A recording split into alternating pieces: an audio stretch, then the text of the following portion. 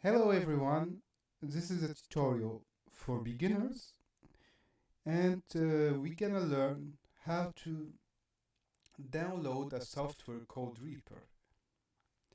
Reaper is a software that allows you to record and edit your own music. There's of course other software that helps you to record and edit your own music, but Reaper is very good for beginners because it has an unlimited evaluation period. So you can download it and use all its features for free, as long as you click Still Evaluating. Of course, at some point you should buy the license, but as long as you're trying it, you can use it for free.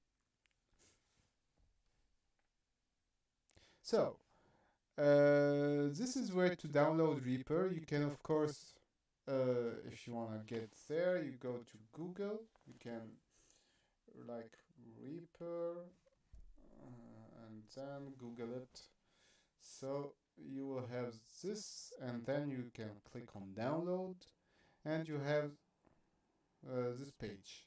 So in this page, you can download it for Windows. So it depends on which laptop you're working on, for Linux and Mac OS. So you have to be sure for Mac OS to know which Mac OS version are you using. So it's 10.14 here, and so you can download this one. And for 10.15 plus, you can download this version.